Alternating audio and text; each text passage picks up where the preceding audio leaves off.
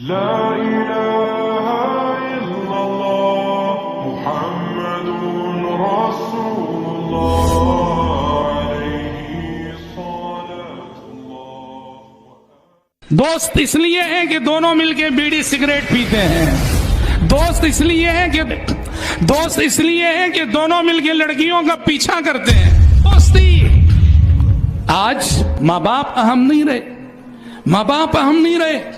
آج نوجوان کے نزدیک دوست اہم ہیں، دوستی اہم ہے۔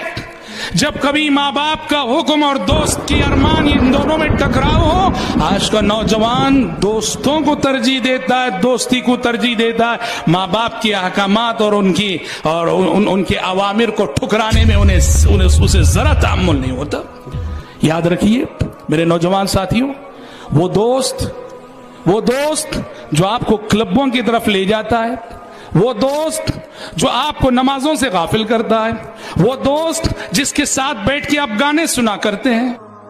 وہ دوست جس کے ساتھ بیٹھ کے آپ فلمیں دیکھا کرتے ہیں، بھلے سے آپ اسے اپنی زندگی کا سب سے قریبی شخص اور اپنا جگری دوست مانتے ہو، اللہ کی قسم کہتا ہوں وہ دوست نہیں، وہ آپ کا دنیا اور آخرت کا سب سے بڑا دشمن ہے۔ الأخلاء يومئذ بعضهم لبعض عدو الا المتقین۔ قرآن نے کہا کل حشر کی عدالت میں جگری دوست کا دشمن ہوگا۔ دنیا میں جو جگری دوست ہے وہ آپس میں ایک دوسرے کے دشمن ہوں گے حشر کے میدان میں۔ کیوں؟ یہ تو دوست تھے نا، کوئی دن ایک دوسرے کو دیکھے بغیر نہیں گزرتا تھا جی، کیوں یہ آج دشمن بن گئے؟ حشر کی عدالت قائم ہوتے ہی سور پھونکتے ان کی دوستی دشمنی میں کیوں بدل گئی؟ اس لیے کہ یہ دوستی لوجہ اللہ نہ تھی، یہ دوستی دین کی بنیاد پہ نہ تھی، یہ دوستی معصیتوں کی بنیاد پر تھی، منکرات کی بنیاد پر تھی، فحش کاموں کی بنیاد پر تھی، شہوات کی بنیاد پر تھی۔ اس لیے نوجوان ساتھیوں یاد رکھو، تمہارا جو ایسا دوست ہے جو تمہیں دین سے دور لے جاتا ہے وہ دوست نہیں، اس زمین پر تمہارا سب سے بڑا دشمن اگر کوئی ہے تو وہی ہے۔ اور برا دوست، بری عادتیں اسٹپ بائی اسٹپ، اس میں بھی مرحلہ وار تدریجاً، اچھا بچہ، اچھے گھرانے کا بچہ، اچھے ماں باپ کا بچہ اسکول گیا، غلط صحبت میں مبتلا ہو گیا، اب دھیرے دھیرے کیسے وہ دیکھو اس کے اندر تبدیلی آتی۔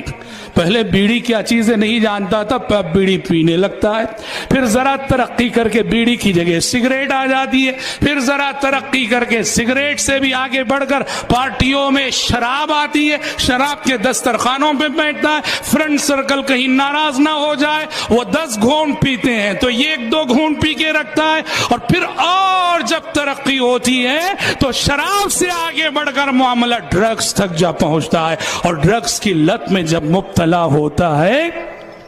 اللہ اللہ، پوری خاندان کی آبرو کو نیلام کر بیٹھتا ہے۔ جس عزت کو اس کے آبا و اجداد نے 100-200 سال سے کما رکھا تھا، پورا شہر گواہی دے رہا ہے، وہ خاندان، وہ بڑے لوگ، وہ اخلاق والے لوگ، اور آج سننے کو ملتا ہے اسی خاندان کا ایک فرد